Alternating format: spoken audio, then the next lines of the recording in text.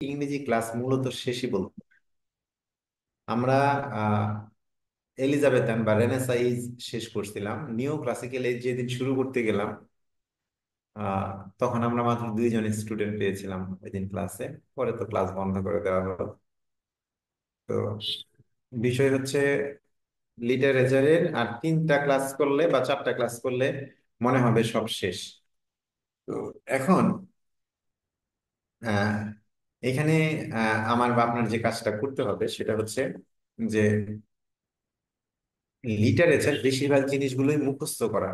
যতই আমরা বলি যে না মুখস্থ করতে হবে না, এই করতে হবে সেই করতে হবে, আসলে মুখস্থই করা। তো আমার প্রথম পরামর্শ থাকবে, আমি প্রথম দিকেও বলছিলাম, আজকে আবারও বলতেছি, যে আমার প্রথম পরামর্শ থাকবে আপনাদের প্রতি যে স্ক্রিন দেখা যাচ্ছে না? জি স্যার, দেখা যাচ্ছে। আচ্ছা, আমার প্রথম পরামর্শ থাকবে যে এই কোচিং থেকে যে শীটটা আপনাদেরকে পিডিএফ আকারে বা শীট ফটোকপি করে যারা নিয়েছেন, এই শীটটাকে ভালো করে টু দা পয়েন্ট ধরে ধরে আপনারা পড়ার চেষ্টা করবেন।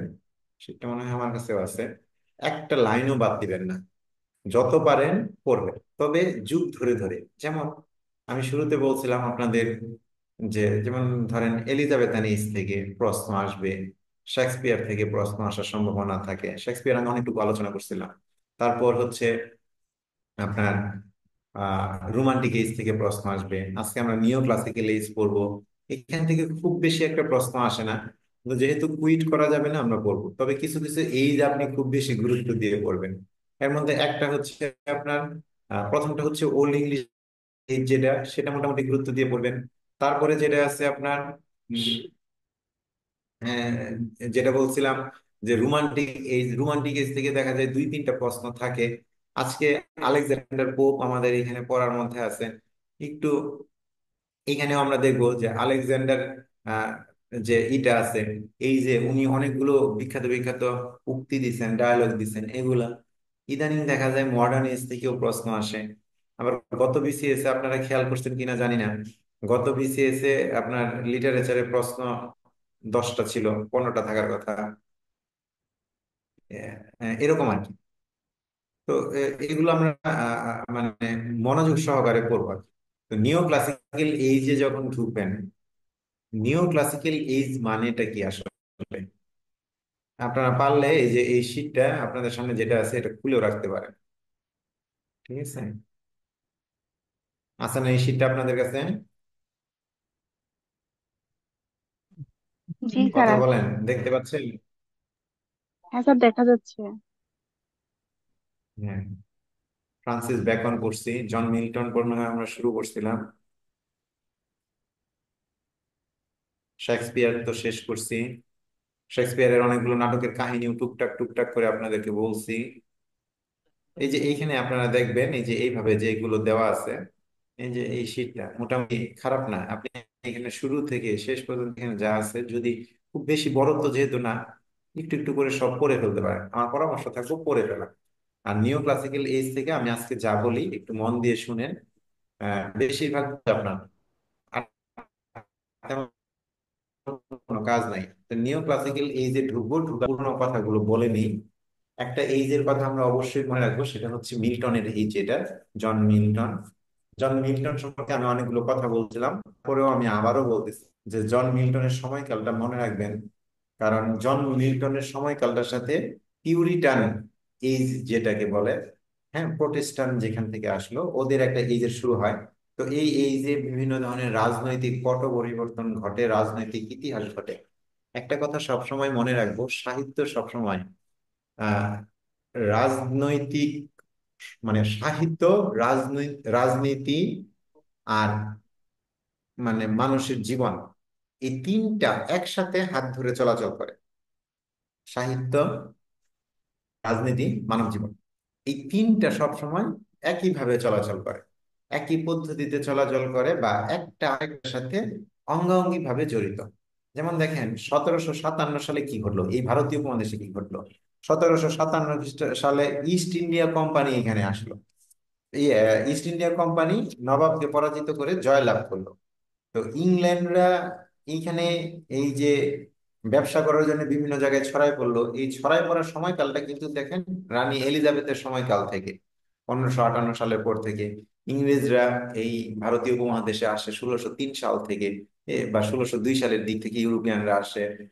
এই যে তথ্যগুলো, এই তথ্যগুলোর সাথে সাহিত্যের একটা প্রভাব আছে। কারণ এই নিও ক্লাসিক্যাল, যে আমি এটা এই জন্য বললাম যে ইংল্যান্ডে একটা যুগের বিকাশ ঘটে। নিও ক্লাসিক্যাল এইজের সময়কালটা মনে আছে না আপনাদের?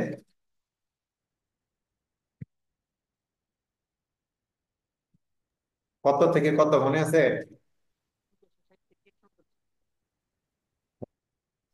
পড়ে গেছিল প্রায় স্যার 1660 ষোলোশো থেকে কত থেকে। হ্যাঁ, 60। লেখা বড় করে দিই দাঁড়ান।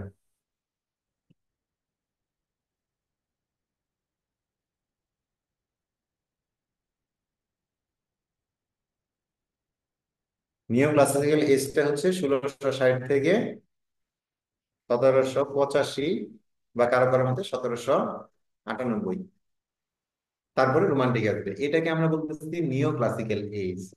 তো এই নিও ক্লাসিক্যাল এইজে আপনার এই যে মানে আপনার জ্ঞান বিজ্ঞানের প্রসার, বা এই যে সময়গুলো এখানে, যেমন আপনাদেরকে আমি নামগুলো একটু মনে রাখবেন, আবারও অনেকদিন আগে পড়ছি তো অনেকটা হয়তো খাপছাড়া হয়ে গেছে।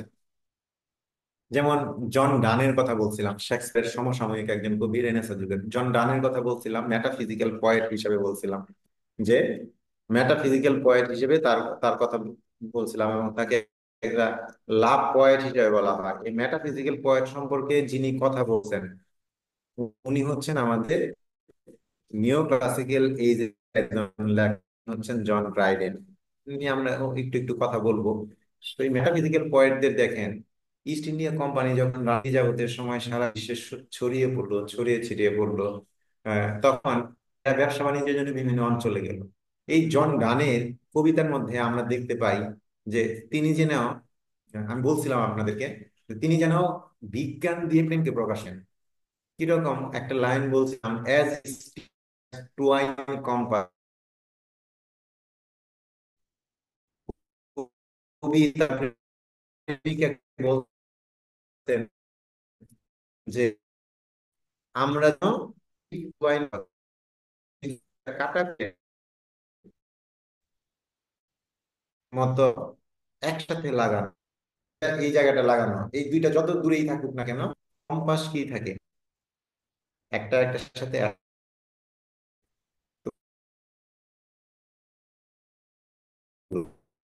আবার বলতেছে যে সারা পৃথিবীর মানচিত্র ভ্রমণ করুক, কিন্তু তুমি আমার কাছে এই পৃথিবীটাই একটা, একটা মানে কি, এই পৃথিবীটাই একটা, এই রুমটাই একটা পৃথিবী। এই ছোট্ট রুমটাই তোমার চোখে আমাকে দেখতে পাই, প্রতি বিশ্ব দেখতে পাই। এই যে ধারা, সেই ধারাটা যেটা আমরা গ্রিক দেখলাম, এই ধারাটা রেনেসার মাধ্যমে আসে। রেনেসার পরে গিয়ে ক্লাসিক্যাল লার্নিং, যে যে ক্লাসিক্যাল, এখানে আমরা মনে রাখবো যে নিও ক্লাসিক্যাল এদের সাথে লার্নিং যখন বলতেছে, তখন আসলে মূলত কার কথা বলতে, ক্লাসিক্যাল লার্নিং বলতে আমরা মূলত বলতেছি যে এই সাহিত্যটাকে সংক্ষেপে যদি, তাহলে এটা হচ্ছে এরিস্টটল যে সাহিত্য তত্ত্ব। এরিস্টটলের সাহিত্য তত্ত্ব সম্পর্কে আপনি যদি বলতে যান, বেশিরভাগ সময় যেটা পাবেন সেটা হচ্ছে যে আপনার কি বলবো এটাকে, এরিস্টটলের তত্ত্বের একটা বিখ্যাত বই আছে, এটা মনে রাখবেন, পয়েটিক্স। নাম শুনছেন না কেউ? কথা কি বুঝতে পারছেন? কথা কি জি শুনতে পাচ্ছেন? জি স্যার। আচ্ছা, শুনতে পারে একটু, একটু মাঝে মাঝে একটু রেসপন্স দিন, হ্যাঁ, অনেকদিন তো কাজ নাই, ডাটা ই থাকে আমাদের। তো এই এরিস্টটলের এই যে, এটাও আসে অনেক সময় যে এই কাব্যতত্ত্ব বইটি কার লেখা, একটু মনে রাখবেন এগুলো প্রশ্ন সব সাহিত্যে যে পরীক্ষা আসবে, এটা একটু ধাঁধার মধ্যে থাকে। তো এইখানে বলতেছে যে এই পয়েটিক্স বইটা এরিস্টটল তার সাহিত্য তত্ত্বে সাহিত্য সম্পর্কে যে ধরনের কথা বলছেন, যে বিষয়বস্তুগুলোকে তুলে ধরছেন, সেই কথা বা বিষয়বস্তুটাকে পয়েটিক্স এর মধ্যে পাওয়া যায়। আমি অল্প কথা যদি বলি, যে পয়েটিক্স এর মধ্যে এরিস্টটল বললেন ট্রাজেডি কি, উনি বললেন ট্রাজেডি হচ্ছে রিপ্রেজেন্টেশন, এমন একটা রিপ্রেজেন্টেশন। এক মিনিট।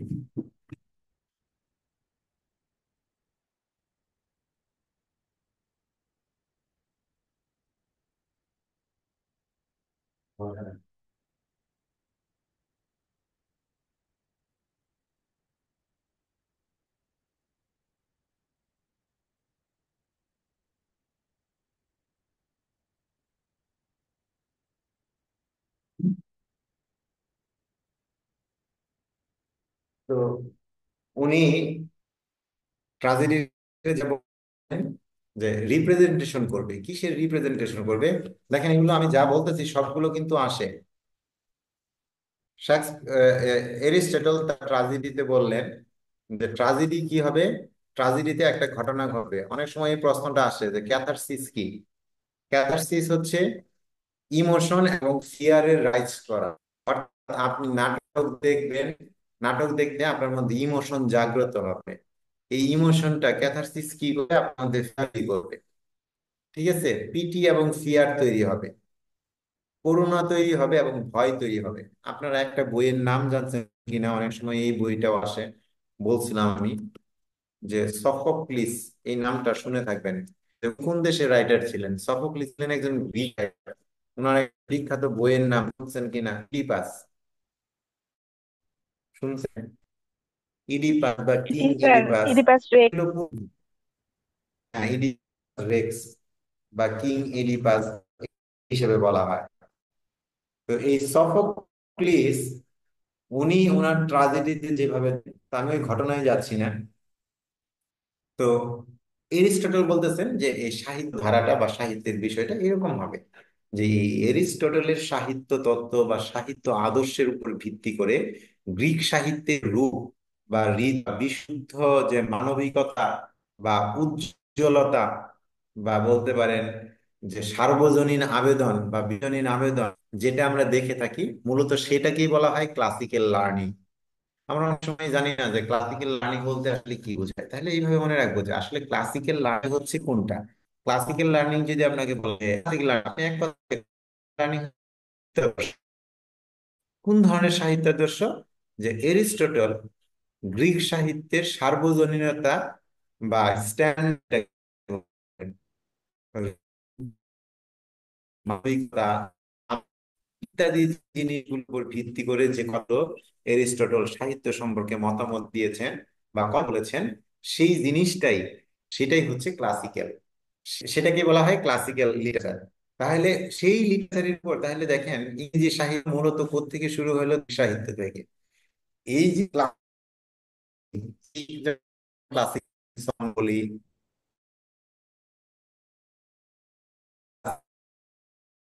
এই যে ক্লাসিক্যাল, এই যে এটা বা আমরা যে বলে থাকি যে রোমান আর কি, যেটা রোম নগর থেকে, তো এই লেটিনরা এই সাহিত্যটা আপনার উম, মানে তারা অনুসরণ করে। যেমন একটু যদি কাহিনী দেখেন, আহ বিষয়টা যেটাকে আমরা স্ট্যান্ডার্ড ধরতেছি, গ্রিকে আহ, হুমার কার লেখা, ইলিয়াড কার লেখা, বা হুমারের সাহিত্য গ্রন্থ নিচের কোনটি? তো আমরা জানি ইলিয়াড লিখি, ওডিসি একটা হচ্ছে, একটা হচ্ছে ওডিসি। কি বলছেন? মহাকাব্য, গ্রিক মানুষের জীবন, মানুষের বিশ্বাস, বা এই ধরনের কাহিনীগুলো। যেমন তারা বলতেছে যে গ্রিক সাহিত্য হুমারের ক্ষেত্রে বলতেছে দেবতা দেবতাদের প্রধান দেবতা ছিল, ছিল যে অলিম্প। ঠিক আছে, অলিম্প। হ্যাঁ, যে অলিম্পাস পাহাড়ের চূড়ায় থাকতো দেবতারা। এই অলিম্পাস থেকে পরবর্তীতে অলিম্পিকের নামকরণ হয়। নাকি এই জায়গাগুলোতে অনেকটাই জ্ঞান রিলেটেড বা জ্ঞানগুলো জড়িত। তো এই গ্রিকদের যে প্রধান দেবতা ছিল, এই দেবতার নাম ছিল জিউস। রোমান সাহিত্যে গিয়ে বা লেটিন সাহিত্যে গিয়ে এই ব্যাটার নাম হয়ে যায়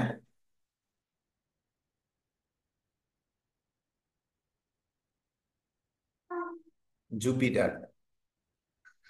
ঠিক আছে। তো এখানে মানে যে এই ধরনের জিনিসগুলো আসবে না, এখানে যেটা আসতে পারে সেটা হচ্ছে যে ওইটাই লিখি। গ্রিক সাহিত্যে একজন বিখ্যাত দেবতা আছে, তার নাম হচ্ছে অ্যাপোলো। ঠিক আছে। আরেকটা বিখ্যাত দেবতা আছে, তার নাম হচ্ছে আফ্রোদিতি। এই দুইটা নাম আসে। আফ্রোদিতিটা কি? এই আফ্রোদিতিকে বলা হয় প্রেমের কবি, এই প্রেমের দেবী। অ্যাপোলো ছিল যুদ্ধের দেবতা, যুদ্ধের দেবতা। এমনি সেখানে দাঁড়াই থাকতে পারে, যুদ্ধের দেবতা। তো এই আফ্রোদিত এর ল্যাটিন নাম হচ্ছে ভ্যানাস। ওই ভ্যানাস নামে ভ্যান গ্রহের নামকরণ করা হচ্ছে। এই এই এরকম আর কি। তো এই যে ওই যে জ্ঞান বিজ্ঞানের চর্চাটা, সেটাকে বলা হচ্ছে ক্লাসিক্যাল লার্নিং।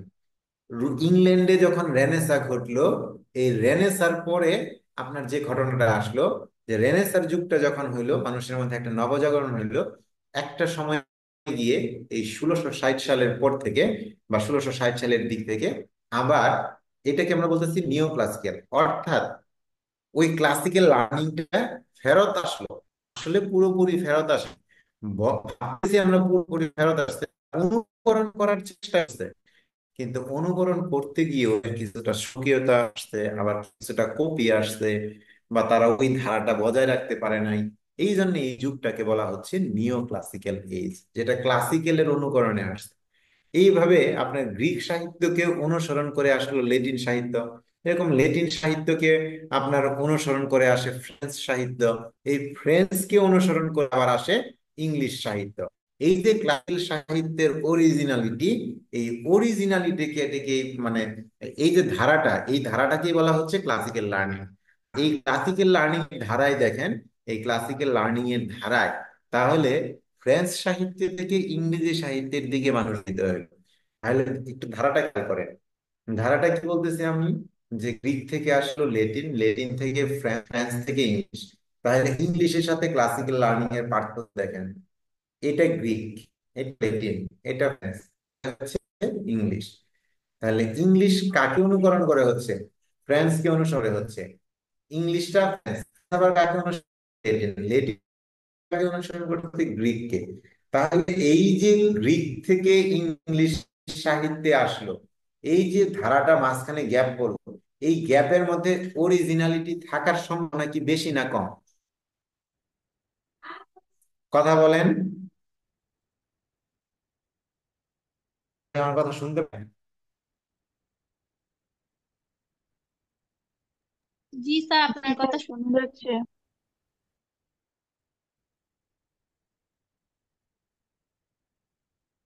একটু মাঝে মাঝে দিয়েন, যেন বোঝা যায় যে আপনারা আছেন বা আমার কথা শুনতেছেন, আমি লাইনে আছি, এটাও যেন বোঝা যায়। ওকে।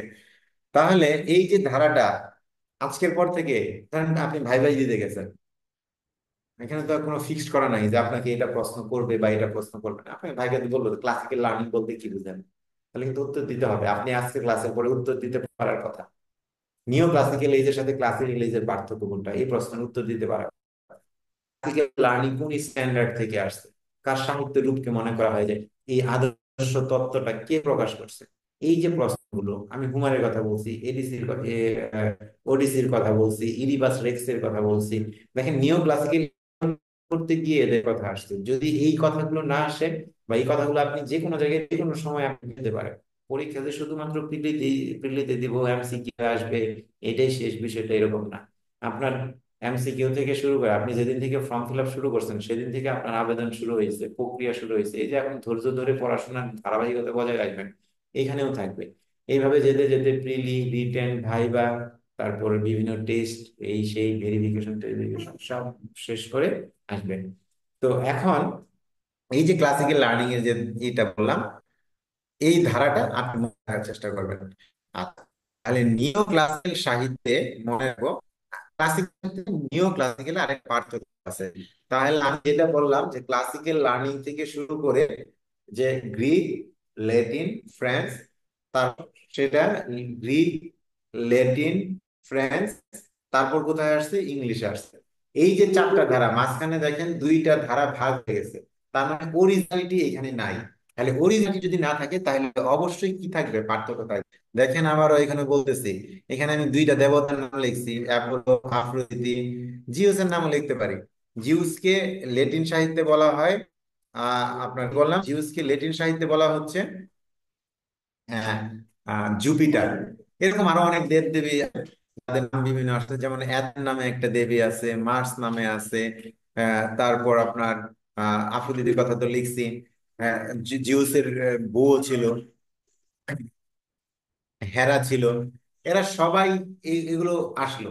কিন্তু আপনি যদি কখনো ইলিয়াড পড়েন, ইলিয়াডে দেখবেন যে আহ ওই দেবতাদের প্রাধান্য দেওয়া হয়েছে।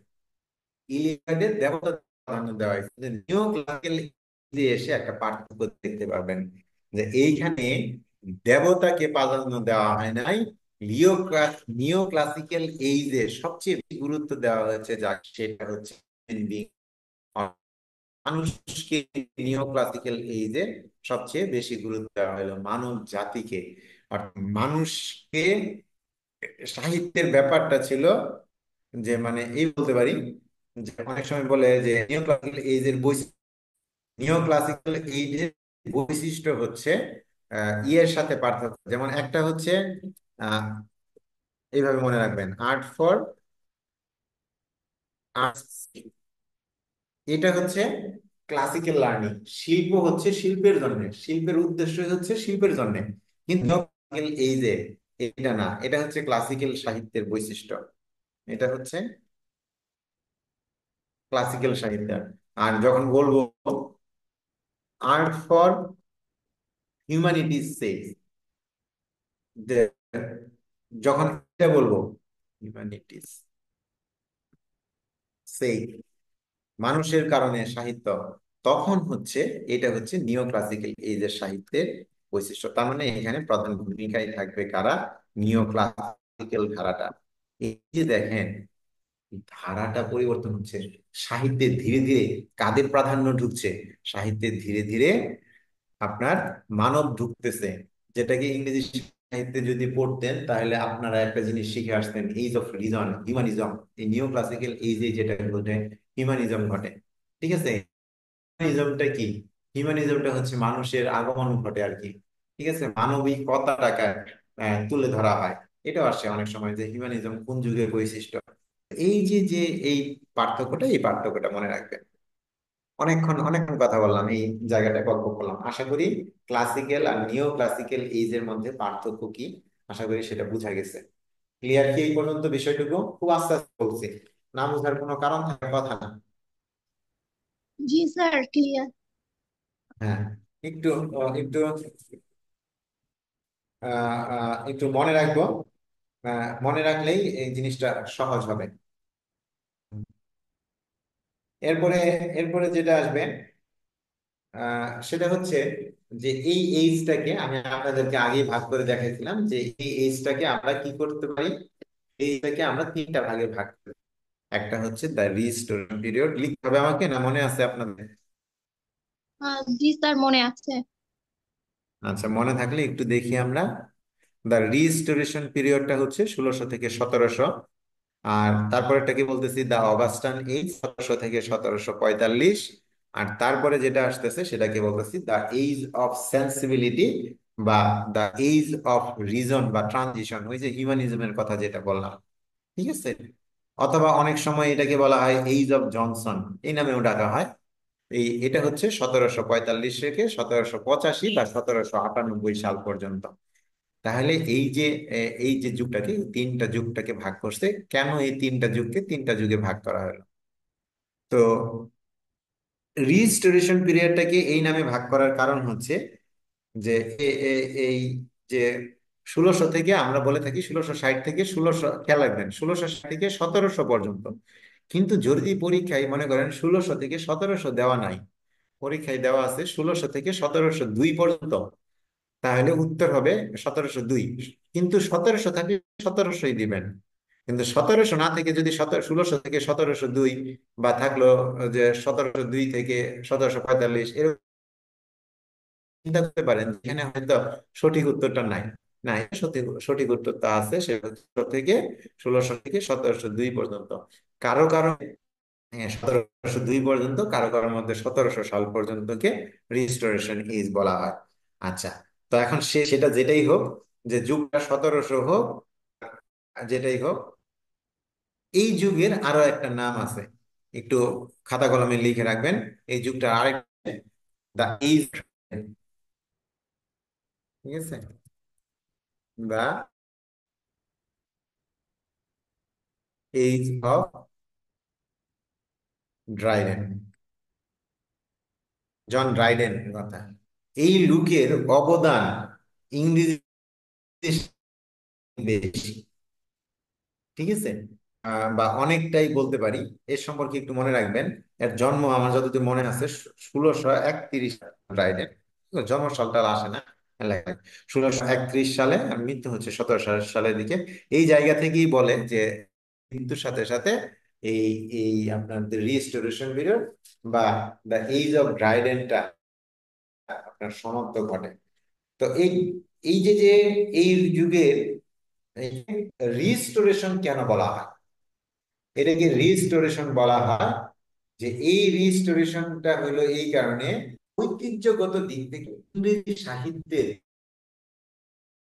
একটা বিষয় বলতে পারি। আর এই যুগের অন্যতম প্রধান বৈশিষ্ট্য ছিল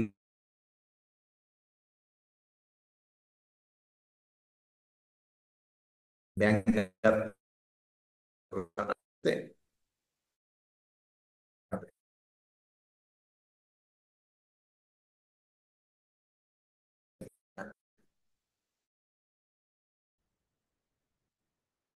তো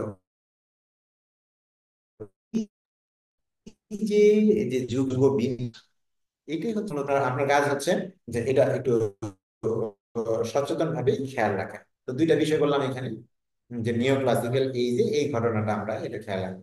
তো এই যুগের উল্লেখযোগ্য রাইটার হিসেবে যার কথা মনে করে লিখছি আমরা ড্রাইডেন, ওনার পুরো নাম হচ্ছে জন ড্রাইডেন।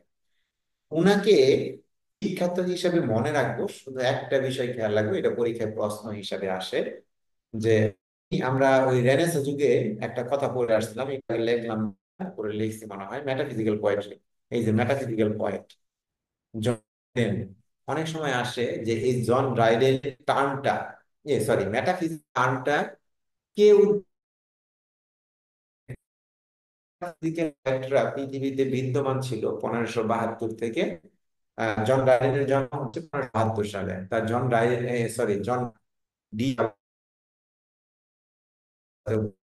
জন ডান, হ্যাঁ, এটা এখানে।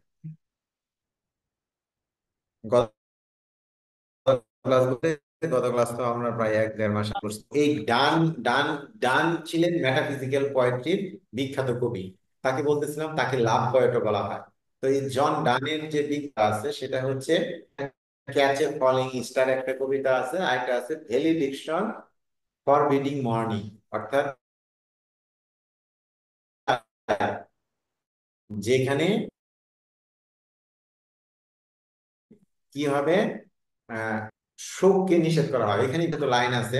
আরেকটা আছে good morrow, honours first year এটা পড়ানো হয়, গুড মরো অর্থাৎ গুড মর্নিং।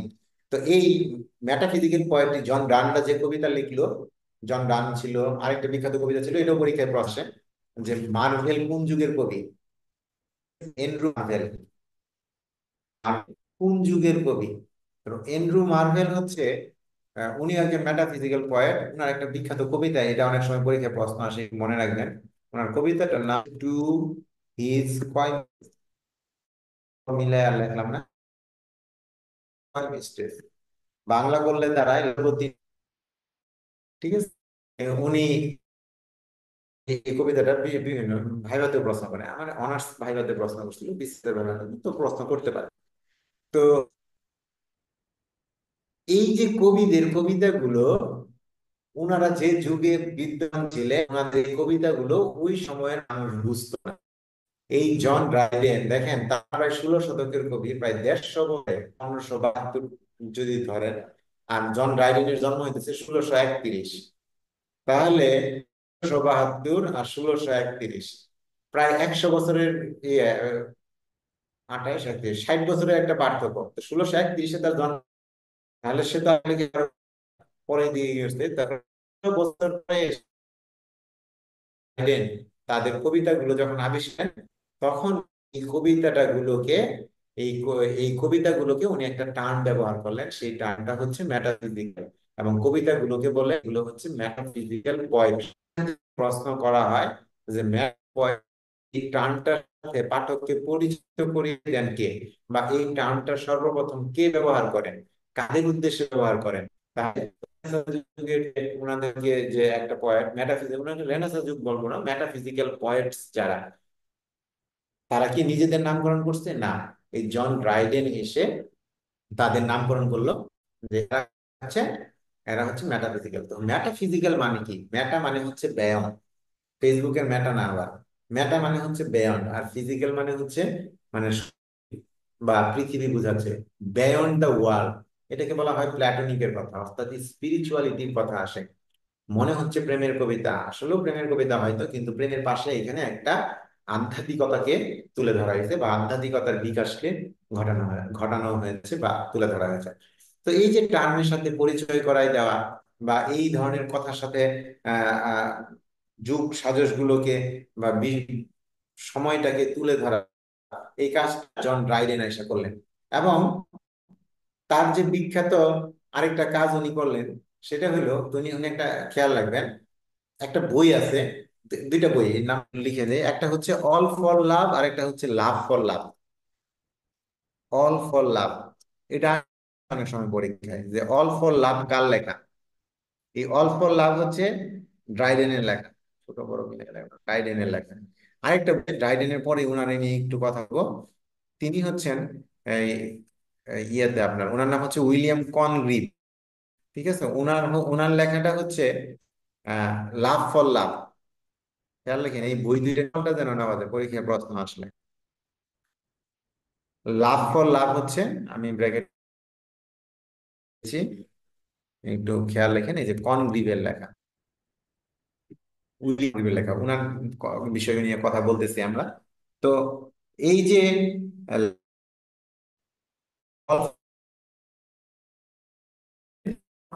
বিখ্যাত আহ,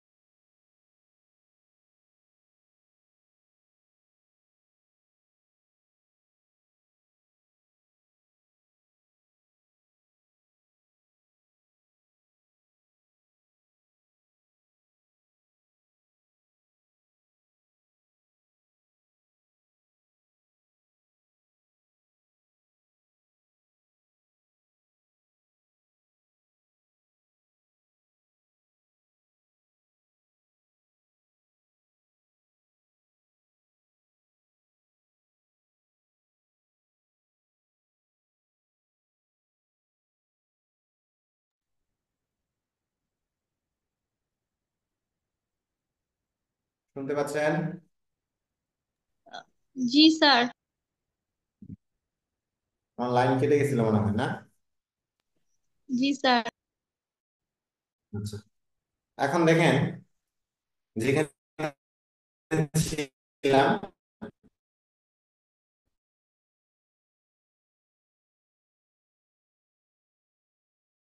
তাহলে আমরা কি বললাম, ড্রাইডেনকে একটা বিশেষভাবে মনে রাখবো, যে ড্রাইডেন হচ্ছে এই এই নিও ক্লাসিক্যাল এজের একজন ক্রিটিক,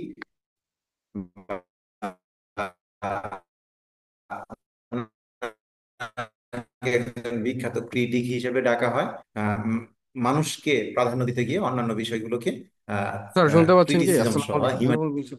হ্যাঁ, শুনতে পাচ্ছি। স্যার আপনার মনে হয় নেটওয়ার্কে একটু সমস্যা আছে, আমরা কথা আটকে আটকে হচ্ছে।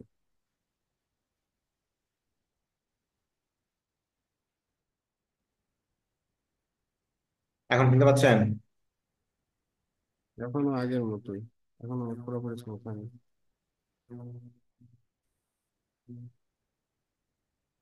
বাকিদের কি অবস্থা? আপনারা কি সেম শুনছেন না নেটওয়ার্কটা আমার সমস্যা? সেম, একটু কথা আটকে আটকে আসছে। হ্যাঁ। আমি প্রথমে ভেবেছিলাম আমার প্রবলেম, আমি এই জন্য লিভ নিয়ে আবার কথা জয়েন বলছি, করলাম, এখন দেখি একই রকম।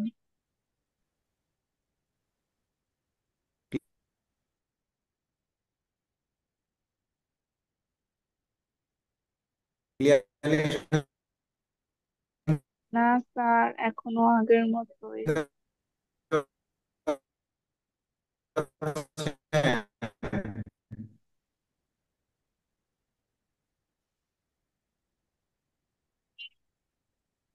স্যার আপনার যদি কোনো বিকল্প নেটওয়ার্ক ব্যবস্থা থাকে যদি ব্যবহার করতেন তাহলে মনে হয় ভালো হতো।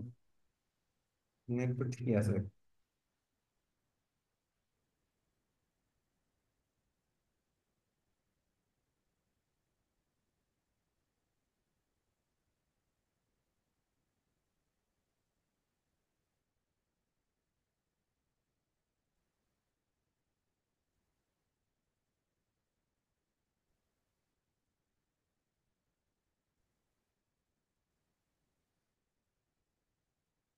লাম্বা, আসসালামু আলাইকুম।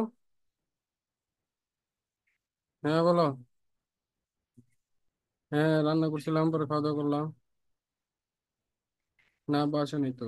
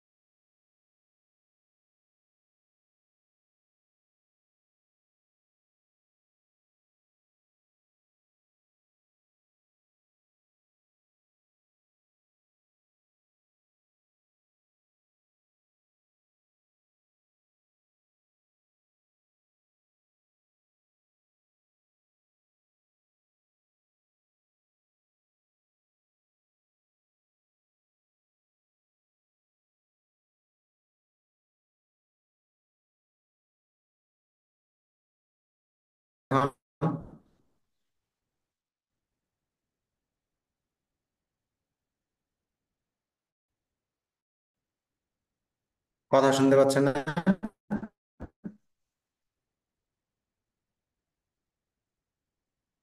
শোনা যাবে না কেন? যার কথা মনে রাখ, তিনি হচ্ছেন জন ড্রাইডেন। তাহলে ওনার যে বিখ্যাত বইটা, যেটা আসলে পরীক্ষায় এটাই আসে, সেটা হচ্ছে অল ফর লাভ। এটা একটা নাটক। এবং এই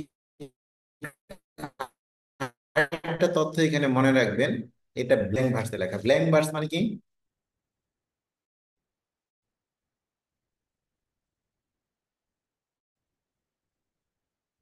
বলতে পারবেন কেউ? ব্ল্যাঙ্ক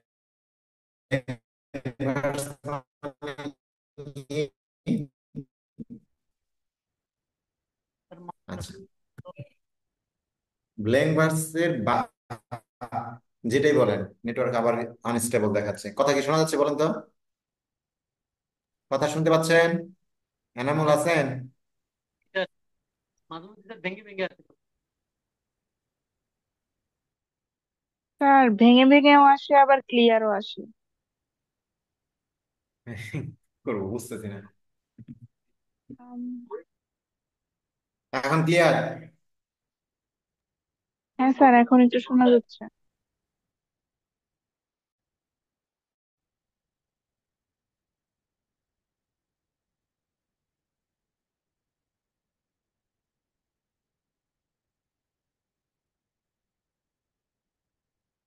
দাঁড়ান, আমি মোবাইল থেকে ঢুকে দেখি কি করে।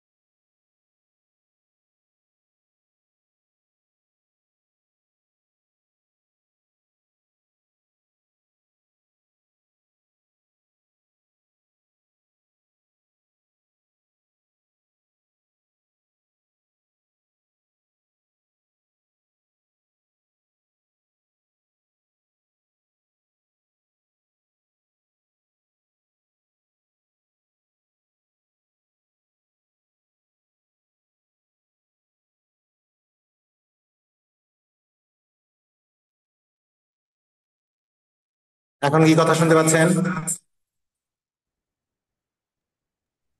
জি স্যার। জি স্যার, শুনতে পাচ্ছি আপনাকে। এখন ক্লিয়ারলি শুনতে পাচ্ছেন? জি স্যার, মোটামুটি ক্লিয়ার, কিন্তু আপনার ভিডিওটা ক্লিয়ার। বুঝছি না, এনামুল কি বলছেন? আপনার ভিডিওটা আটকে আটকে আসতেছে, কিন্তু কথা মোটামুটি স্পষ্ট। আচ্ছা, আমি এখন মোবাইল থেকে ঢুকছি, দেখেন, দেখি কি হয়। না সরাসরি স্যার, মোবাইল থেকে। এখানেরও ব্যান্ডউইথ লো আপনার একেবারে। হ্যাঁ,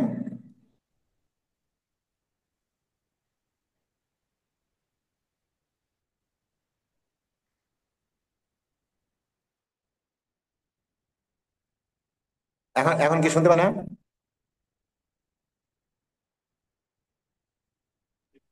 হ্যাঁ স্যার, শোনা যাচ্ছে। আচ্ছা, আমি কি কথা কন্টিনিউ করব?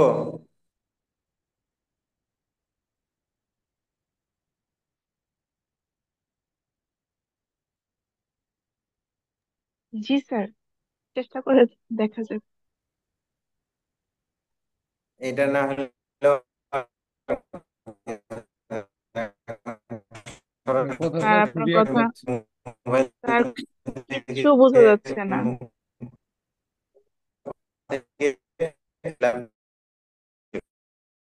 ওয়াইফাই হলো, হ্যাঁ, স্যার আপনার ভিডিওটাও আটকে গেছে, কথাও বোঝা যাচ্ছে না। কিছু স্যার একটুও বোঝা যাচ্ছে না।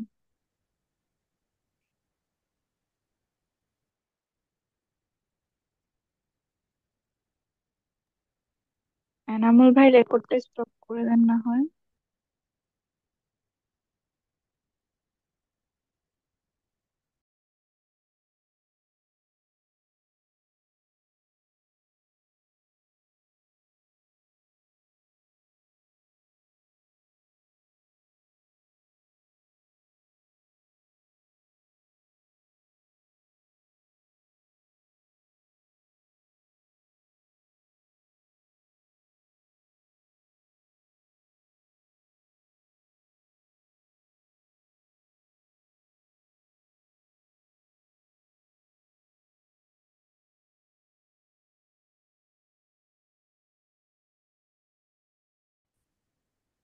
স্যার এখন আমি মোটামুটি শুনতে পাচ্ছি এবং কি আপনার মুভমেন্টটা মোটামুটি স্পষ্ট, কিন্তু আমরা কোনো লিখা টিখা হয়তো বা বুঝতে পারবো না। যদি আপনি এমনি ভয়েস দেন তাহলে আচ্ছা, হয়তো আমরা বুঝতে পারবো।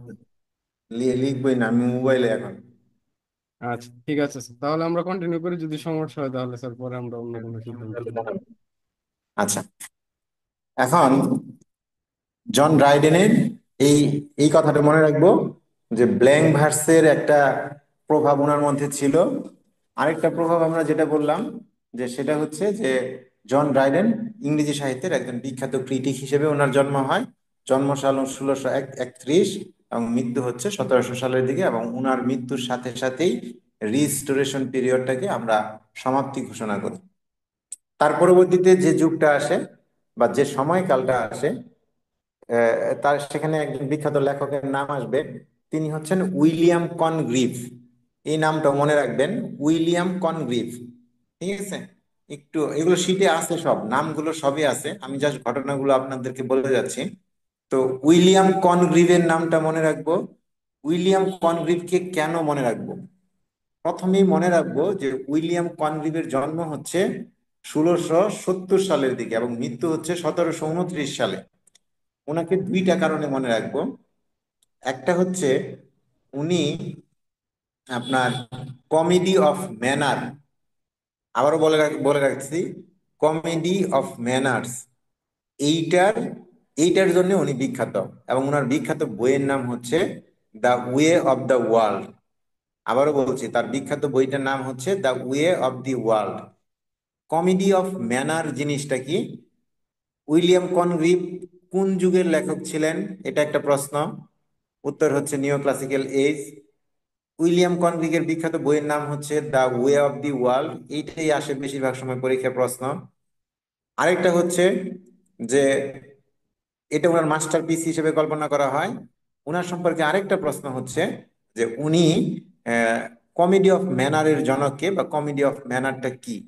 একটু খেয়াল রাখবো, কমেডি অফ ম্যানার মানে হচ্ছে যে আহ এটাকে কিভাবে বলতে পারি, কমেডি অফ ম্যানার্স মানে হচ্ছে আচরণ। ওই রিস্টোরেশন পিরিয়ডে মানুষের আচরণগুলোকে আপনার স্যাটায়ার করে, আমি আরো বলতেছি, এই নিও ক্লাসিক্যাল এইজের অন্যতম উল্লেখযোগ্য বৈশিষ্ট্য হচ্ছে ব্যঙ্গ করে কোনো কিছু লেখা, বা স্যাটায়ার যেটাকে বলি, ব্যঙ্গাত্মক রচনা। এই ব্যঙ্গাত্মক রচনা, একটু পরে পোপের নাম আসবে তখন বলবো। তো ব্যঙ্গাত্মক রচনার মধ্যে সবচেয়ে যে বিখ্যাত বইটা, সেটার নাম হচ্ছে জোনাথন সুইফটের, ওইটাতে আমরা পড়ে আসতেছি। তো এই ব্যঙ্গাত্মক রচনাটা মানে কি? ব্যঙ্গাত্মক রচনা হচ্ছে কোনো কিছুকে নিয়ে আমরা এখন যেটাকে বলি ট্রল করা। এই ট্রল করার মতো করে উইলিয়াম কনগ্রিভ ওই সময়ের এক্সিস্টিং বা তখনের বিদ্যমান যে সোসাইটি গুলো, এই সোসাইটি গুলোতে আপনার তার মানুষের আচার আচরণের যে পদ্ধতি বা মানুষের চলাফেরার যে স্টাইল গুলো, এখন দেখেন না, আমাদের এখন কি চলে, টিকটকের যুগ চলতেছে, আমরা এখন রিলসের যুগ দেখতেছি, কন্টেন্ট ক্রিয়েটর দেখতেছি, এগুলো সবকিছুই কি ভালোভাবে হচ্ছে? কথা কি শুনতে পাচ্ছেন তো এখন, না? জি স্যার, একদম হ্যাঁ স্যার, ক্লিয়ার। আপনাকে শোনা যাচ্ছে ভালো মতো। আচ্ছা, ঠিক আছে। আহ তো এই যে এটাকে বলা হচ্ছে স্যাটায়ার। আমাদের এই যুগটাতে যেরকম হচ্ছে, তো ওই ওই যুগটাতে উনি কমেডি করে করে ম্যানারটাকে ক্রিটিসাইজ করছেন, উইলিয়াম কনরিড। তো ওইটাকেই বলা হচ্ছে কমেডি অফ ম্যানার। আরেকটা হচ্ছে কমেডি অফ হিউমার, হাস্য রসাত্মকের জন্য, কমেডির জন্য যে হাস্য রসাত্মক বুদ্ধিদীপ্ত যে সিচুয়েশন গুলো তৈরি করা হয় সেটাকে। তো পরীক্ষা প্রশ্নটা এখান থেকে তিনটা প্রশ্ন মনে রাখবেন। নেটওয়ার্ক কখন ডিস্টার্ব করে ঠিক নাই, এই জন্য শুধু জিস্ট পয়েন্ট গুলো বলে যাচ্ছি। যে উইলিয়াম কনগ্রিভ কোন যুগের লেখক? উইলিয়াম কনগ্রিভ নিও ক্লাসিক্যাল এজের লেখক। ওনার মাস্টারপিস হচ্ছে the way of the world. উনি, ওনার আরেকটা মাস্টার হচ্ছে যে উনি ফেমাস হচ্ছেন কারণ হচ্ছেন উনি কমেডি অফ ম্যানারের ইন্ট্রোডাকশন করছেন সাহিত্যে। এটা। এখন উনার সম্পর্কে যদি আরো একটা দুইটা তথ্য জেনে রাখি। উনি ইংল্যান্ডে জন্মগ্রহণ করছেন 1670 সালে, যেটা বললাম। এবং উনার একজন বিখ্যাত বন্ধু ছিল। ওই বন্ধুর নামটা হচ্ছে জোনাথন সুইফট। এই জোনাথন সুইফট হচ্ছে আবার আপনার আহ ইয়ের লেখক, গালিভার্স ট্রাভেলস বইটার নাম শুনছেন না, বা? জি স্যার।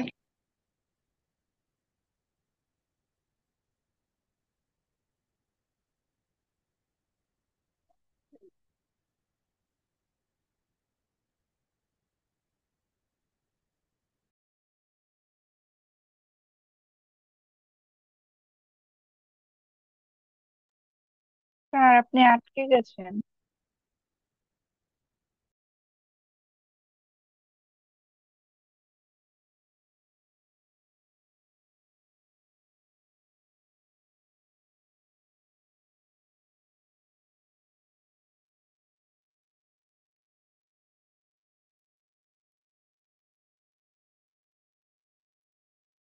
কথা শুনতে পাচ্ছি। স্যার মাঝে মাঝে আটকে যাচ্ছে না। জি স্যার, সিগন্যাল। এখন শোনা যাচ্ছে। হ্যাঁ, আটকায় গেলে একটু এখানে কেউ একটু নক দিয়েন, আমি যেন বুঝতে পারি। হ্যাঁ, নক দিয়েন বলতে এখানে মেসেজ টেসেজ কিছু দিয়েন, বা কিছু করেন যেন যেন দেখা যায়, হাত তুলেন বা কোনো একটা সিগন্যাল দিয়েন। আচ্ছা। তো এই উইলিয়াম ক্রনগ্রিভের একজন বিখ্যাত বন্ধু ছিল, সেই বন্ধুটার নাম হচ্ছে জোনাথন সুইফট। তো এই জোনাথন সুইফট আবার একটা বিখ্যাত বইয়ের লেখক। আহ, আচ্ছা, তার আগে আরেকটা কথা বলে নেই। পরীক্ষায় একটা প্রশ্ন আসে, কোন একটা বিসিএস এর প্রশ্ন দেখছিলাম। সেই প্রশ্নটা হচ্ছে যে আহ, মিরাবেল চরিত্রটি কার? মিরাবেল চরিত্রটি কার? এটা এটা অনেক সময় আসে পরীক্ষায়। তো এটা একটু খেয়াল রাখতে হবে যে মিরাবেল চরিত্রটির সৃষ্টিকারী হচ্ছে উইলিয়াম কনগ্রিভ। আর এটার বইটা হচ্ছে ওয়ে অফ দ্য ওয়ার্ল্ড। একটাই বই ওটা, মানে বই অনেকগুলো, আমরা মনে রাখবো ওই একটাই। তো ওই বইটা, আরেকটা প্রশ্ন হয় যে ওয়ে অফ দ্য ওয়ার্ল্ড কোন ধরনের, মানে কোন ধরনের লেখা? ওয়ে অফ দ্য ওয়ার্ল্ড কোন ধরনের লেখা? তো আপনাকে বলতে হবে ওয়ে অফ দ্য ওয়ার্ল্ড হচ্ছে কমেডি অফ ম্যানার। কথা কি বুঝাইতে পারছি? জি স্যার। হ্যাঁ, ওয়ে অফ দ্য ওয়ার্ল্ড হচ্ছে কমেডি অফ ম্যানার্স।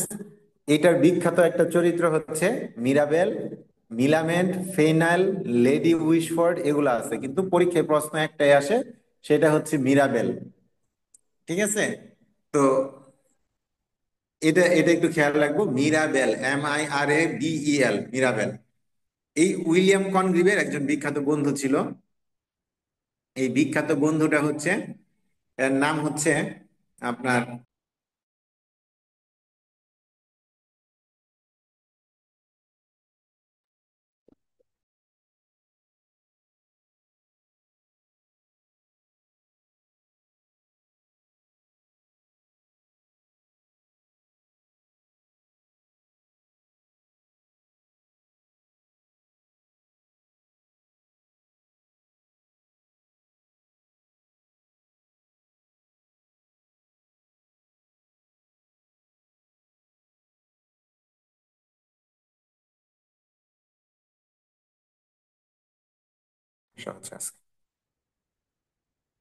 উইলিয়াম কনগ্রিভের বিখ্যাত একজন বন্ধুর নাম হচ্ছে জোনাথন সুইফট।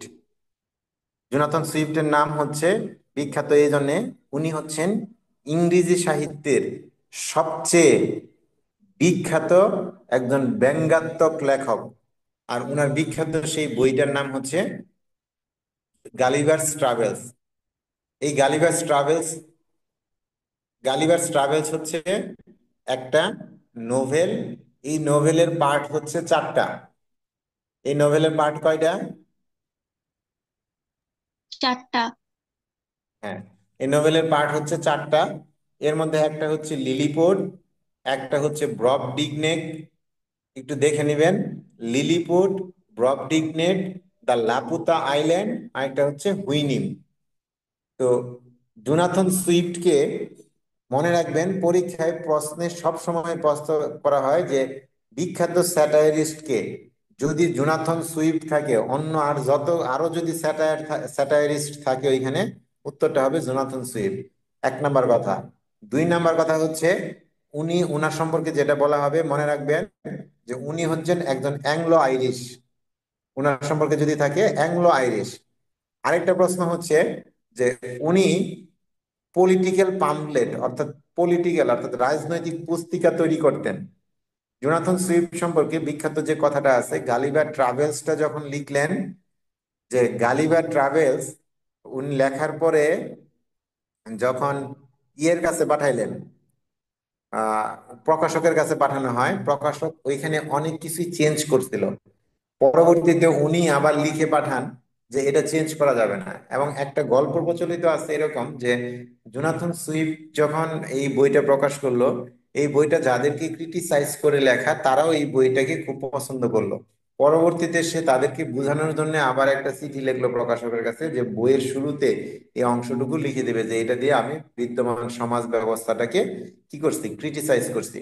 যেমন গালিভার ট্রাভেলস এর সবচেয়ে বিখ্যাত পার্ট যেটা, এটা ভাইভাতেও প্রশ্ন আসতে পারে, সেটা হচ্ছে হুইনিম। 4 নাম্বার পার্টটা একটু দেখে নেবেন। হুইনিম, আমি বানানটা মুখে বলতেছি, একটু খেয়াল রাখবেন। H-O-U, H-O-U-Y, H-O-U-Y-N-H-N-M-S, একটু খেয়াল রাখবেন। নেটে সার্চ দিলেই আসবে। এখানে হুইনিমরা থাকে, ইয়াহুর কথা থাকে, এখানে ঘোড়ার মতো একটা প্রাণী থাকে দেখতে। এখানে এটা একটাকে আইল্যান্ড করে। তো ওইখানে গালিভার গিয়ে পড়ে। তো গালিভার গিয়ে ওইখানে একটা অদ্ভুত বা মজার কথা হয়, যে গালিভার এখানে একটা কথা বলে যে সমাজের যে আইন ব্যবস্থাটা আছে, এই আইন ব্যবস্থাটাকে সে খুব তীব্রভাবে ক্রিটিসিজম করে। এই যে তীব্রভাবে ক্রিটিসিজম করাটা, এই তীব্র ক্রিটিসিজমটাই এখানে উঠে আসে, এবং এই পার্টটার জন্যই পরবর্তীতে মানে এই স্যাটায়ারিজমের ক্ষেত্রে, পলিটিক্যাল স্যাটায়ারের ক্ষেত্রে এটা একটা বিশেষ ধরনের জায়গা দখল করে থাকে। এই জোনাথন সুইফট সম্পর্কে এই এই জায়গাটা একটু মনে রাখবো। জোনাথন সুইফটের আরো একটা বিখ্যাত বই আছে, এটাও পরীক্ষায় প্রশ্ন হিসাবে আসে, এ টেইল অফ এ টাব। আমি যে বইগুলো বলতেছি শুধু এই ঘটনাগুলোই মনে রাখার চেষ্টা করবেন। এ টেল অফ এ টাব, ঠিক আছে? এই জোনাথন সুইফট সম্পর্কে এটুকু মনে রাখবেন। এই যুগের আরেকজন বিখ্যাত লোকের কথা মনে রাখবেন, এটাও ছোটবেলা আপনারা বা অনেকেই পড়ছেন, সেটা হচ্ছে ড্যানিয়েল ডিফো। ড্যানিয়েল ডিফোর যে বিখ্যাত বইটা, সেটার নাম হচ্ছে রবিনসন ক্রুসো। আমরা অনেকেই জানি না যে এই বইটা কার লেখা। ড্যানিয়েল ডিফো ওনার রবিনসন ক্রুসোর যে বিখ্যাত আহ, যে বইটা, যে রবিনসন ক্রুসো সমুদ্রতে যায়, গিয়ে আটকায় যায়, জাহাজ ডুবিতে হয়। তো এটাও এক ধরনের আপনার মানে একটা অ্যাডভেঞ্চার টাইপের লেখা, রবিনসন ক্রুসো। এখান থেকে এটাই প্রশ্ন আসে, রবিনসন ক্রুসো কার লেখা, রবিনসন ক্রুসো কোন যুগের? অনেকেই মনে করে যে রবিনসন ক্রুসো হচ্ছে লেখকের নাম, কিন্তু না, এটা রাইটার হচ্ছেন ড্যানিয়েল ডিফো। এটুকু মনে রাখবেন, উনিও একজন উপন্যাসিক ছিলেন। এটাই হচ্ছে বিখ্যাত। ওনার আরো বেশ কিছু বই আছে বিখ্যাত, যেমন ক্যাপ্টেন সিঙ্গলটন আছে, কর্নেল আছে, রোকজানা আছে, the further adventure of Robinson Crusoe আছে। এই ধরনের আরো কিছু বই আছে। তো এখান থেকে একটা বই পরীক্ষায় এখন পর্যন্ত যেটা প্রশ্ন দেখা যায়, যে এই প্রশ্নটাই আসে। এটা একটা মনে রাখবেন। তাহলে আমি 4টা রাইটারের কথা বললাম, একজন John Dryden, William Congreve, Jonathan Swift, আর একজন হচ্ছেন আপনার ড্যানিয়েল ডেফো। এই 4টা আরো আরো দুই একটা বলি এখান থেকে, বা আরো দুই চারটা বলি। সেটা হচ্ছে এই যুগের সবচেয়ে বিখ্যাত আরেকজন মুক হিরোইক এপিক বা মুক পয়েট বলা হয় যাকে, যিনি সবকিছু কি মুক করতেন। মুক মানে হচ্ছে বিদ্রূপ করা, এক ধরনের স্যাটায়ার করা, কবিতার মাধ্যমে করতেন। তিনি হচ্ছেন বিখ্যাত সেই কবি আলেকজান্ডার দি গ্রেট। ঠিক আছে? এই আলেকজান্ডার দি গ্রেট আপনার আহ, কি বলবো, আলেকজান্ডার দি গ্রেট ওনার যে বিখ্যাত বইটা, সেই বইটার নাম হচ্ছে the rape of the lock. একটা বিখ্যাত বই আছে আলে, the rape of the lock. এটা সম্পর্কে তথ্য মনে রাখবেন। আলেকজান্ডার পোপ সম্পর্কে অনেক সময় এটাও মনে রাখবেন, ওনার জন্ম হচ্ছে 1688 সালে। 1688 সাল ইংল্যান্ডে বিখ্যাত এই জন্য, ওই সময় ইংল্যান্ডে একটা গ্লোরিয়াস রেভলিউশন নামে একটা রেভলিউশন ঘটে, একটা বিপ্লব ঘটে। কথা শুনতে পাচ্ছেন তো? জি স্যার। জি স্যার। তো আলেকজান্ডার আহ, আলেকজান্ডার গ্রেট, উনি 1688 সালে জন্মগ্রহণ করে। ওই সময় ইংল্যান্ডে একটা বিখ্যাত ঘটনা ঘটে, সেই ঘটনাটার নাম হচ্ছে গ্লোরিয়াস রিভলিউশন। প্রশ্নটা এরকম ভাবে আসে, গ্লোরিয়াস রেভলিউশন কত সালে সংঘটিত হয়? উত্তর হচ্ছে 1688 সালে। গ্লোরিয়াস রেভলিউশন কোন যুগে সংঘটিত হয়? উত্তর হচ্ছে নিও ক্লাসিক্যাল যুগে। ঠিক আছে? এটা মনে রাখবেন। আর আলেকজান্ডার পোপকে, উনি, ওনার অনেকগুলো কোটেশন আছে, শীটগুলোতে দেওয়া আছে। যেহেতু নেট বারবার সমস্যা করতেছে, কখন কেটে যায়, তো একটু কোটেশন গুলা একটু দেখে নিবেন। ওনার একটা বিখ্যাত কোটেশন হচ্ছে fools rush in where angels fear to tread. ঠিক আছে?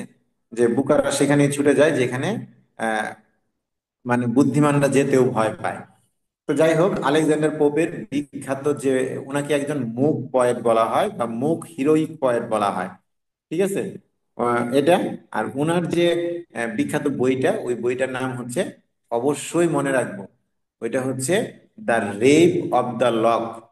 এইখানে এটা এটা প্রশ্ন আসে, আরেকটা প্রশ্ন আসে, the rape of the lock এটা কোন ধরনের লেখা? উত্তর হচ্ছে মুক এপিক। পরীক্ষায় অনেক সময় প্রশ্ন আসে এপিক কি। এপিক হচ্ছে একটা লং নেরেটিভ পয়েম। ঠিক আছে? তো এপিকের মধ্যে কি হয়, অনেকগুলো পর্ব থাকে। তো আর মুক এপিক মানে হচ্ছে মহাকাব্যকে বিদ্রূপ করে যদি কোনো কিছু লেখা হয়, তাহলে সেটাকে বলা হয় মুক এপিক। আহ, তো এটা, ওনার আরেকটা বিখ্যাত জিনিস সাহিত্যকর্মের কথা মনে রাখবেন, সেটা হচ্ছে এসে অন ক্রিটিসিজম। আলেকজান্ডার পোপের এই দুইটা বইয়ের নাম অবশ্যই মনে রাখবেন। হ্যাঁ, একটা হচ্ছে the rape of the log, আরেকটা হচ্ছে এসে অন ক্রিটিসিজম। এই এই জায়গাটা একটু মনে রাখবেন, যে এই দুইটা ইয়ের জন্য বিখ্যাত। আর আলেকজান্ডার পোপকে মুক পোয়েট বলা হয়। আর উনি অনেকগুলো বিখ্যাত ইয়ের কোটেশন তৈরি করছেন, মধ্যে একটা তো বললাম। আর এরকম আরো অনেকগুলো লিস্টে দেওয়া আছে, একটু লিস্টটা দেখে নিবো আমরা। তো এরপরে যেটা হচ্ছে যে, এই সময়ের আরেকজন আপনি বিখ্যাত লোকের কথা মনে রাখবেন, তিনি হচ্ছেন রিচার্ডসন। ঠিক আছে? Samuel Richardson. ওনার কথা এই জন্য মনে রাখবেন, কারণ উনি ছিলেন আহ, আহ, কি বলবো আর কি, একজন নভেলিস্ট ছিলেন। এবং আহ ওনার বিখ্যাত যে বইটার নাম, বা যেটার জন্য উনি পরিচিতি সবচেয়ে, সেটা হচ্ছে পামেলা। পামেলা অনেক সময় আসে, পামেলা কার লেখা। ঠিক আছে? একটু খেয়াল রাখবেন, পামেলা কার লেখা। তাহলে বিখ্যাত যে আহ, এটা আসতেছে, খেয়াল রাখবো, রিচার্ডসনের বিখ্যাত যে লেখাটা, সেটা হচ্ছে পামেলা। এখান থেকে শুধু এই একটাই মনে রাখবো। ওনার আরো একটা নোভেল আছে, সেটা হচ্ছে, মানে ওনার তিনটার জন্য উনি মূলত পরিচিত। একটা হচ্ছে পামেলা, আরেকটা হচ্ছে ক্লারিসা, আরেকটা হচ্ছে the history of sir Charles grandson. একটু একটু লিখে রাখেন প্রয়োজনে। একটা হচ্ছে উনি উনি একজন নভেলিস্ট।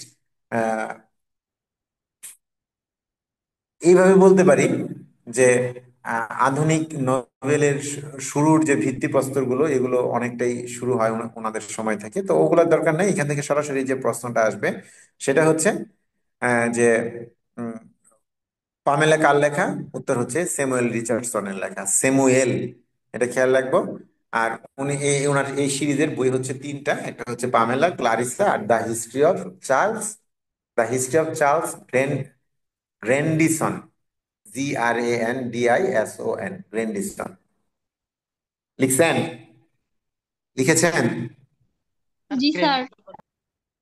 আচ্ছা। পামেলাটাই বেশিরভাগ সময় আসে। স্যার তারপরে আসতেছে, হ্যাঁ বলেন। গ্রেন্ডিশন বানানো। গ্র্যান্ডিসন, GRANDISON, গ্র্যান্ড, তারপরে আই দেন, তারপর সন দেন, গ্র্যান্ডিসন। বেশিরভাগ সময় পামেলাটাই। এই একটা প্রশ্ন আসে, পামেলা কার লেখা, এখান থেকে এই একটা প্রশ্নই আসে। যে এটা কার লেখা বা এটা কি, এটা একটা নভেল আর কি, এটা। আহ তারপরে আরেকটা হচ্ছে, যেটাকে আমরা এই সময়ের যে 3 নম্বর ভাগটাকে আমরা বলে থাকি, সেটাকে বলে থাকি আমরা এইজ অফ সেন্সিবিলিটি। তো এই যুগের আরেকটা নাম হচ্ছে, এইজ অফ সেন্সিবিলিটি যুগের আরেকটা নাম হচ্ছে, খেয়াল রাখবেন এই যুগটাকে 3টা নামে ডাকা হয়। একটা হচ্ছে এইজ অফ সেন্সিবিলিটি, মানে ইন্দ্রিয়ের যুগ বা ইন্দ্রিয় পরিণত যুগ। এটাকে আরেকটা নামে ডাকা হয় দ্য এইজ অফ রিজন।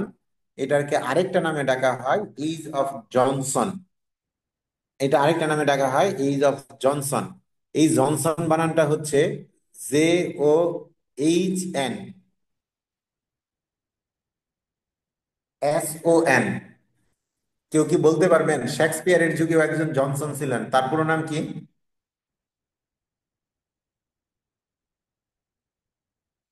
বলছিলাম, বেন জনসন। ঠিক আছে, বেন জনসন। এই বেন জনসন, ওনার নামের বানানটা হচ্ছে JONSON। আর এইজ অফ সেন্সিবিলিটি বা এইজ অফ জনসন যেটাকে বলা হয়, এটার নামের বানান হচ্ছে JOHNSON।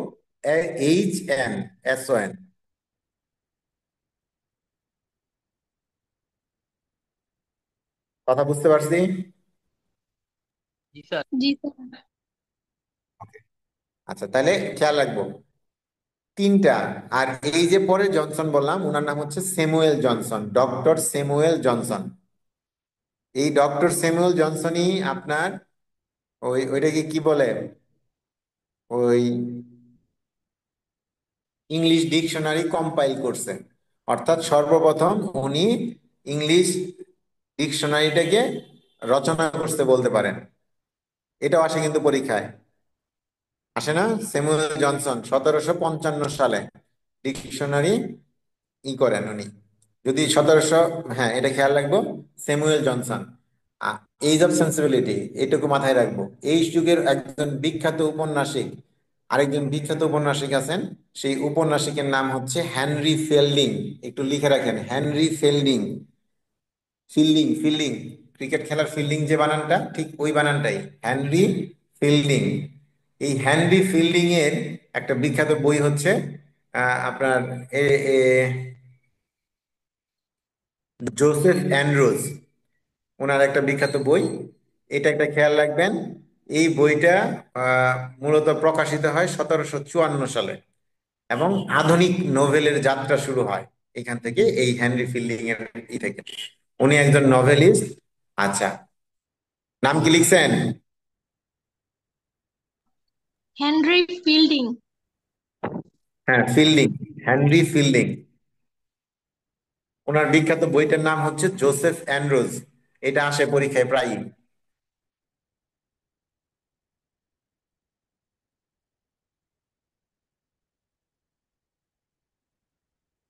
ওনার আরেকটা নোভেল আছে, এটাও একটু মনে রাখবেন, টম জোন্স। এটাও আসে অনেক সময়, টম জোন্স।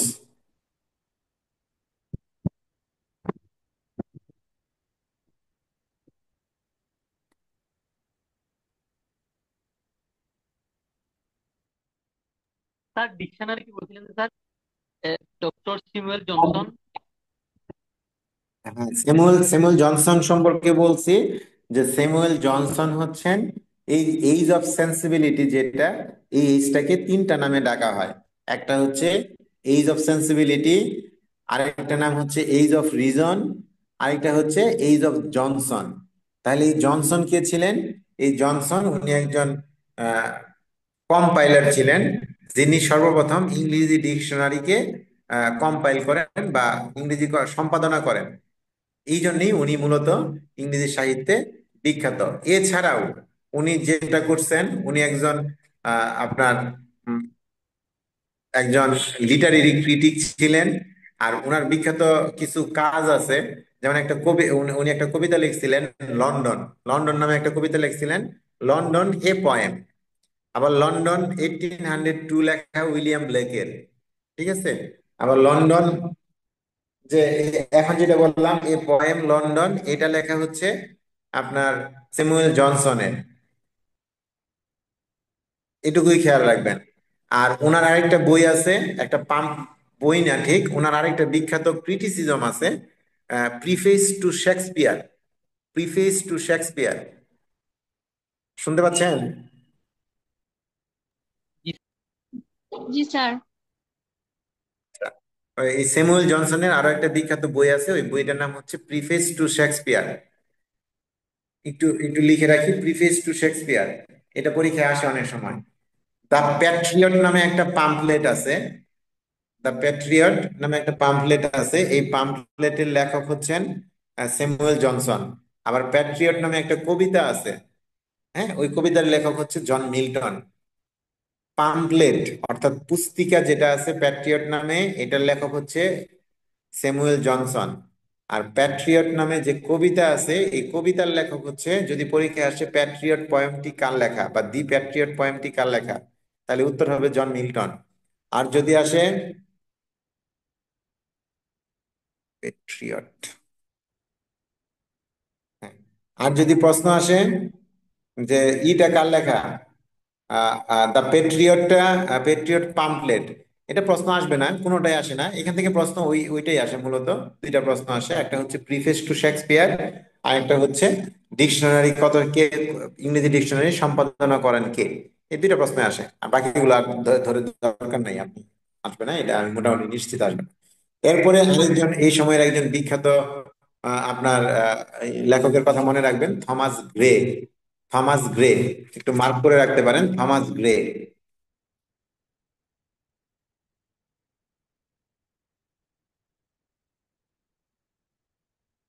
লেখছেন থমাস গ্রে। ওনার বিখ্যাত বইয়ের নাম হচ্ছে elegy written in a country churchyard. Elegy written in a country churchyard. এটা এটা এটা একটা হচ্ছে, এলিজি মানে হচ্ছে শোকগাথা।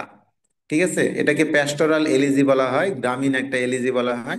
এটা একটু লিখে রাখেন, এটা অনেক সময় আসে। আর এই কবিতাটাই মূলত ওনাকে এই ইংরেজি সাহিত্যের যুগে বা ইংরেজি সাহিত্যে তাকে বিখ্যাত করে রাখছে। কার নাম বললাম? Thomas Gray.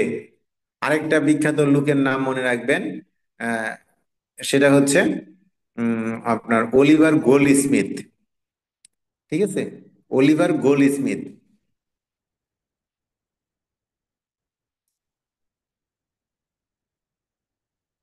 Oliver gold Smith, ঠিক আছে। ওনার সম্পর্কে তথ্য মনে রাখবেন, ইনি একজন কবি এবং আইরিশ নাট মানে কবি। উনি আইরিশ ছিলেন। ঠিক আছে, আয়ারল্যান্ডে জন্মগ্রহণ করছিলেন। উনি আইরিশ উপন্যাসিক, নাট্যকার এবং কবি, অলিভার গোল্ডস্মিথ। উনি যে বইটার জন্য পৃথিবীতে বিখ্যাত হয়ে আছেন, সে বইটার নাম হচ্ছে the vicar, the vicar of the Wakefield. The vicar of the Wakefield, the vicar, এই শীটে আছে। আমি একটু বলে দিলাম। ওনার আরেকটা উল্লেখযোগ্য হচ্ছে একটা কবিতা হচ্ছে, সেটা হচ্ছে ট্রাভেলার। এটাও মনে রাখবেন, ওনার উল্লেখযোগ্য আরেকটা কবিতা হচ্ছে ট্রাভেলার, দি ট্রাভেলার।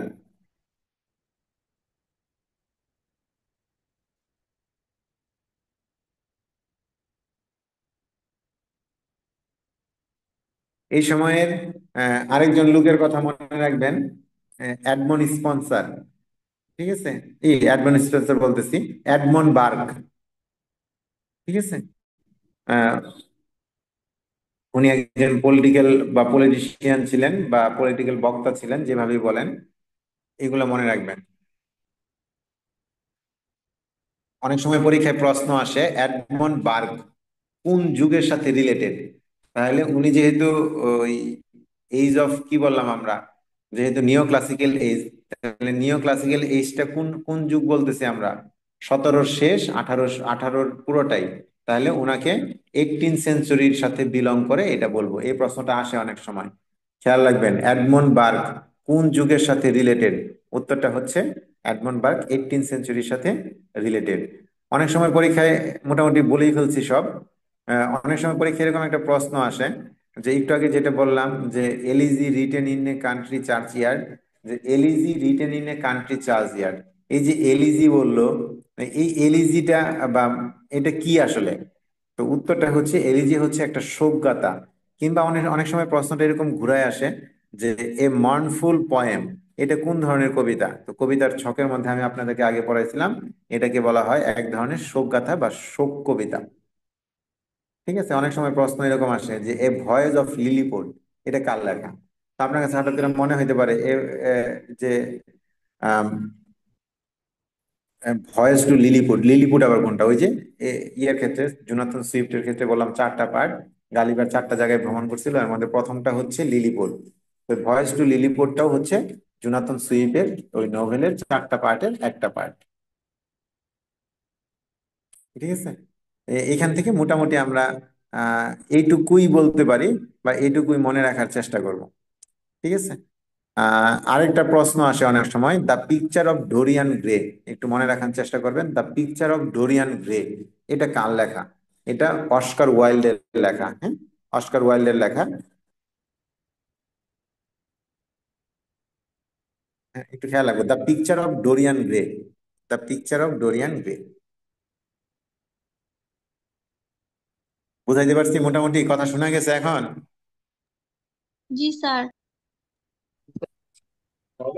নিও ক্লাসিক্যাল এজ মোটামুটি এই এই এই সময়টুকু, বা এটা মনে রাখবো। অনেকগুলো রাইটারের নাম বলছি, একটু যদি রিপিট করি একটু খেয়াল রাখার চেষ্টা করবেন। জন ড্রাইডেনের কথা বলছি। নিও ক্লাসিক্যালের সাথে ক্লাসিক্যাল এজের পার্থক্য কি, এটা আলোচনা করতে গিয়ে মেটাফিজিক্যাল পোয়েট্রি আবার রিপিট হয়েছে, বিভিন্ন পুরনো কথা আসছে, এখানে অনেকগুলো প্রশ্ন আসছে, এটা খেয়াল রাখবো।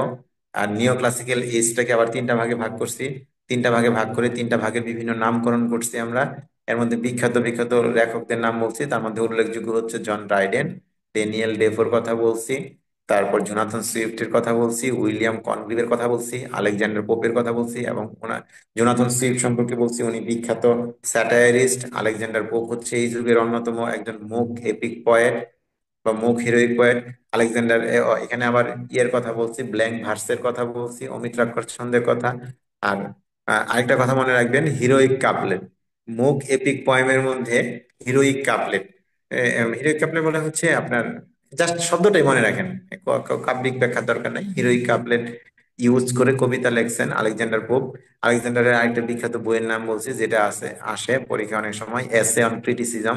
এই সময় একজন বিখ্যাত ঔপন্যাসিকের কথা বলছি, তিনি হচ্ছেন যে স্যামুয়েল রিচার্ডসন। ওনার বিখ্যাত একটা বইয়ের নাম বলছি পামেলা ক্লারিসা।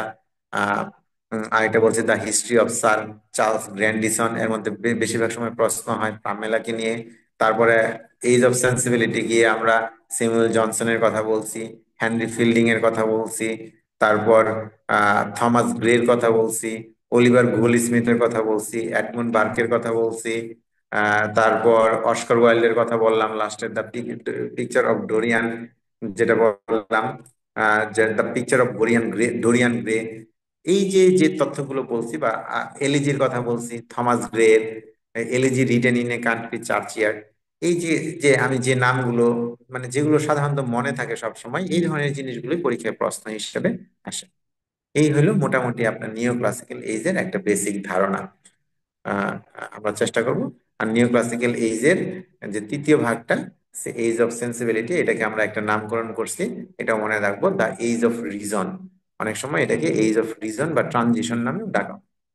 এই হলো মোটামুটি আমাদের এই এই সম্পর্কে কথা। কথা কি বুঝতে পারছি? জি স্যার। স্যার জন মিল্টন কি পড়তে হবে? হ্যাঁ হ্যাঁ, জন মিল্টন পড়তে হবে, মানে অবশ্যই পড়তে হবে। জন মিল্টন কে পিউরিটান এজের সাথে রিলেটেড করে পড়বেন, জন মিল্টনকে কোনো এজের সাথে রিলেটেড না করে জন মিল্টন আলাদা ভাবেই পড়বেন। ঠিক আছে, পড়বেন বলতে জন মিল্টন কে ছিলেন, কি লিখছেন, আহ, ঠিক আছে। ওনার বিখ্যাত প্যারাডাইজ লস্টের কথা আছে, প্যারাডাইজ রিগেনের কথা আছে। ঠিক আছে, অন এডুকেশন একটা বইয়ের কথা বলছিলাম, আরো কি কি লিখে দিয়েছিলাম কয়েকটা ই করে। উনি অন্ধ হয়ে গেছিলেন, অন হিজ ব্লাইন্ডনেস একটা কবিতার কথা বলছিলাম। হ্যাঁ, এই ধরনের যে কবিতাগুলো বলছি জন মিল্টন সম্পর্কে আলাদা করে বলবেন। এবং উনি হেরিও প্রেজেন্টিকা নামে একটা পলিটিক্যাল বই লিখছিলেন, ওই সময় রাজার বিরুদ্ধে বিরুদ্ধে গেছিল এটা, এবং জনগণের পক্ষ থেকে তিনি আন্দোলন করছিলেন। এই ধরনের কথাগুলো জন মিল্টন সম্পর্কে পড়ার চেষ্টা করুন। हाँ, जी सर। আচ্ছা, একটু ক্লাস মানে মোটামুটি বোঝা গেছে তো না? যতটুকু পারছি বোঝা যাওয়ার চেষ্টা করছে। जी যে सर, लास्ट एक। ইনফরমেশন গুলো দিলাম, হ্যাঁ ইনফরমেশন গুলো যেগুলো শেয়ার করলাম, ইনফরমেশন গুলো একটু মনে রাখার চেষ্টা করবেন, তাহলে দেখবেন অনেকটা ইজি হয়ে যাবে পড়া। ঠিক আছে, তাহলে বিদায় নেই আজকে। Okay sir sir. আবার কখন? হ্যাঁ, এনামুল আছেন? স্যার আছি, শুনতে পাচ্ছি। হ্যাঁ, নেক্সট ক্লাস কবে করবেন?